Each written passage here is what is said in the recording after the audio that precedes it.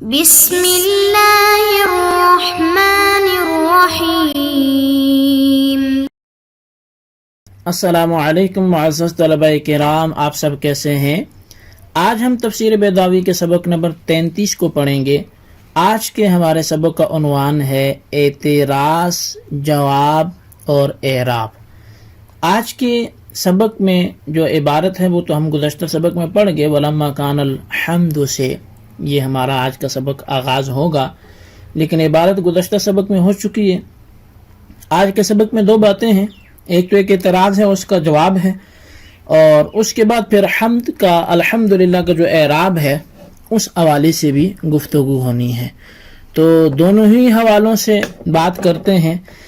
سب سے پہلے وَلَمَّا كَانَ الْحَمْدُ سے چونکہ ایک اشکال کا جواب دے رہے ہیں،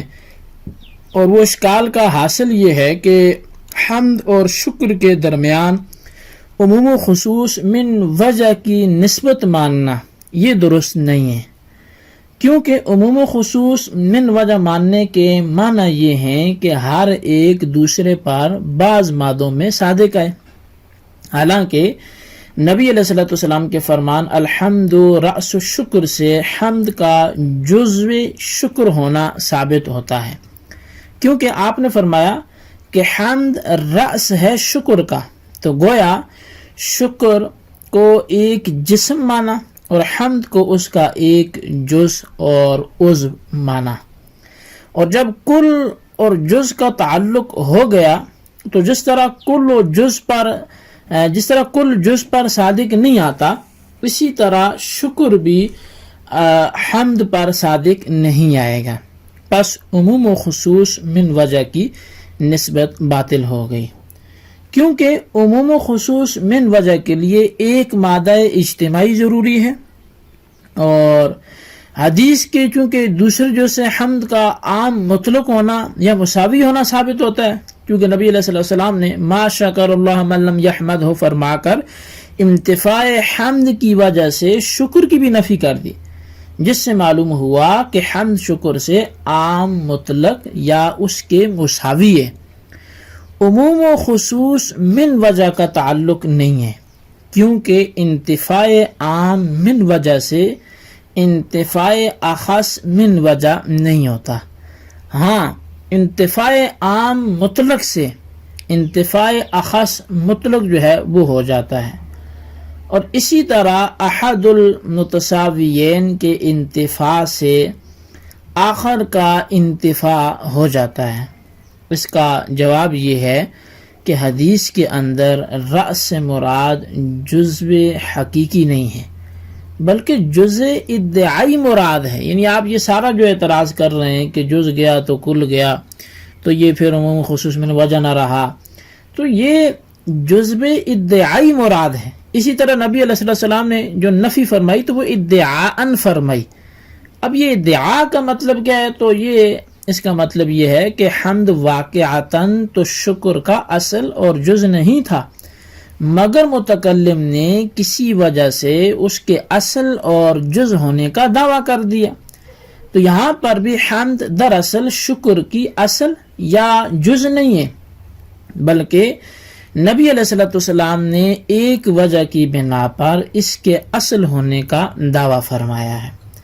اور حمد کے انتفاع سے شکر کا انتفاع فرما دیا۔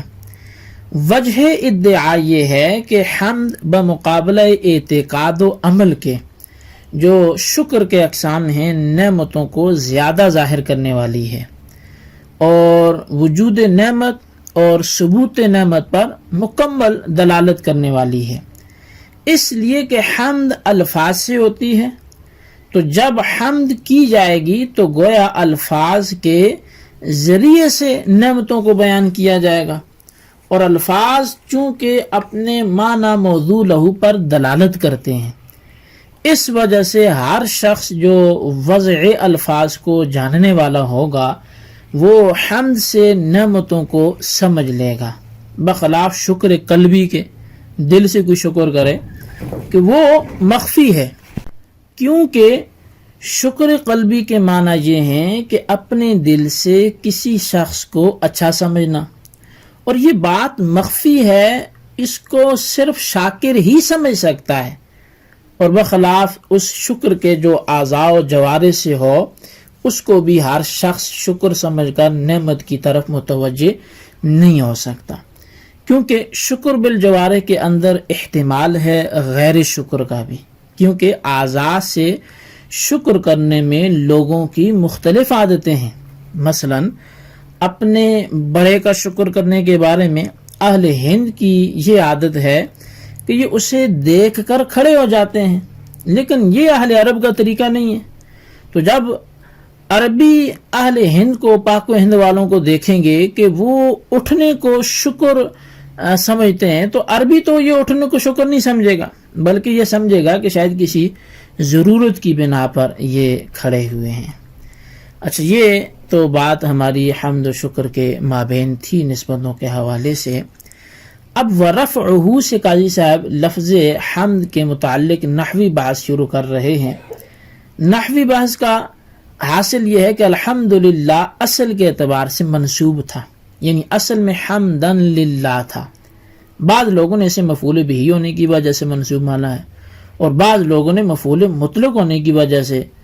جو حضرات اس کو مفعول بہ مانتے ہیں تو وہ نوجد فعل مقدر مانتے ہیں، اور تقدیری عبارت نوجد حمدن للہ ہے، اور جو لوگ مفعول مطلق مانتے ہیں وہ تقدیری عبارت نکالتے ہیں نحمد اللہ حمدن، لیکن مفعول مطلق ماننا یہ زیادہ مناسب ہے بمقابلہ مفعول بہ کے، اور اس کے واسطے اب ایک فعل ناصب ہوگا، اور فعل ناصب کا ہونا اس لیے ضروری ہے کہ مفعول مطلق مصدر ہوتا ہے اور مصادر معنی حدثی ہوتے ہیں، اور ان معنی حدثی کا جو تعلق ہے کسی نہ کسی محل کے ساتھ ہوتا ہے۔ اب وہ تعلق بطور صدور کے ہوگا یا بطور وقوع کے ہوگا۔ اگر تو تعلق بطور صدور کے ہے تو وہ فاعل ہے، اور اگر بطور وقوع کے ہے تو وہ مفعول بہ ہے، اور یہ تعلق تقاضا کرتا ہے کہ ان مصادر کو ان کے محل کی طرف منسوب کیا جائے۔ تو گویا ایک ایسی چیز ہونی چاہیے جو نسبت پر دلالت کرے، اور ہم نے تلاش کیا تو فعل سے زیادہ موزوں چیز نسبت کو بیان کرنے کے لیے نہیں ملی، بس بیانی نسبت کے واسطے ہم افعال کو مصادر کے ساتھ ذکر کرتے ہیں۔ اب کبھی ایسا ہوتا ہے کہ مصادر جو ہیں وہ ان کو بمنزل افعال کی مان لیا جاتا ہے، اور مصدر کو فعل کے لفظاً و معناً دونوں اعتبار سے قائم مقام مان لیتے ہیں، جس کی وجہ سے افعال کو حذف کر دیتے ہیں۔ اب رہی یہ بات کہ کس موقع پر افعال کو حذف کر کے مصادر کو ان کے قائم مقام کیا جائے گا، تو اس کے لیے نحات نے قاعدہ بیان کیا ہے کہ اگر مصدر کے بعد فعل کا فاعل یا مفعول بطور اضافت یا حرف جر کے ساتھ مذکور ہو اور وہ مفعول مطلق بیان نو کے لیے نہ ہو، تو اس صورت میں فعل کا حذف کرنا قیاساً واجب ہے۔ الحمدللہ کے موقع میں بھی یہی بات ہے، کیونکہ یہاں پر بھی لفظ اللہ جو مفعول ہے نحمدو کا، وہ حمد کے بعد بطور حرف جر کے مذکور ہے، لہذا فعل کو حذف کرنا ضروری ہے۔ اسی قاعدے کی طرف مصنف وَهُوَ مِنَ الْمَصَادِرِ الَّتِي تُنْصَبُ سے اشارہ کر رہے ہیں۔ بہرکیف اصل حالت اس کی نسبی تھی، اب بعض حضرات اس پر الف لام داخل کر کے اس کو منصوب ہی رکھتے ہیں، اور یہ قرات شاذہ ہے، اور اسی لیے تو قاضی صاحب کو وقد قُرِئَ بِہ کے الفاظ استعمال کرنا پڑے، اور اکثر حضرات اس کو الف لام داخل کر کے جملہ اسمیہ بناتے ہیں، بہین طور پہ کہ الحمد کو مبتدا اور للہ کو پر جو حرف جار با داخل کر کے اس کو خبر بناتے ہیں، تو گویا نصب سے رفع کی طرف عدول کرتے ہیں، اور یہ زیادہ بہتر ہے۔ اب رہی یہ بات کہ نصب سے رفع کی طرف عدول کیوں کیا گیا، تو جواب اس کا یہ ہے کہ تاکہ ثبوت حمد اور عموم حمد پر جملہ اسمیہ دلالت کرے۔ ثبوت پر تو اسمیہ ہونے کی وجہ سے، اور عموم پر الف لام کی وجہ سے، اور دوام پر قرینہ مقام کی وجہ سے دلالت کرے گا۔ بخلاف صورت کہ جب کہ آپ اس کو منصوب پڑھتے ہیں تو یہ دونوں چیزیں مفقود ہو جاتی، کیونکہ مفعول منصوب کے لیے فعل ناصب کا مقدر ماننا ضروری ہے، اور چونکہ مقدر کل مذکور ہوتا ہے تو یہ فعل ناصب بھی مذکور ہی کی حیثیت سے ہوتا، اور جب مذکور کی حیثیت رکھتا تو عموم و ثبوت دوام دونوں منتفی ہو جاتے۔ عموم تو اس وجہ سے کہ یہ دلالت کرتا نسبت علی الفاعل پر جو معین ہے، اور دوام و ثبوت اس وجہ سے کہ فعل زمانہ معین کے ساتھ مقترن ہوتا ہے، دوام و ثبوت پر دلالت نہیں کرتا۔ جی طلبہ کرام، یہ تھی ہمارے آج کے سبق کی عبارت، اس کا ترجمہ اور اس کی وضاحت۔ آج کے سبق کو آپ اچھی طرح سمجھیں، اس کے خلاصے کو اچھی طرح اپنے رجسٹر پر لکھیں، اور بالخصوص جو ہے وہ ان سوالات کے جوابات بھی عطا فرمائیں۔ سوال نمبر 1 یہ ہے کہ الحمد پہ اعراب کون سا ہے جو راجح ہے وہ بیان کریں، اور سوال نمبر 2 یہ ہے کہ ولما کان الحمد سے مصنف کیا بتلانا چاہتے ہیں، غرض عبارت بیان کریں۔ اللہ تبارک و تعالیٰ سے دعا ہے جو کچھ ہم نے پڑھا سنا اسے یاد رکھنے کی توفیق نصیب فرمائے، آمین بجاہ نبی الامین صلی اللہ علیہ وسلم۔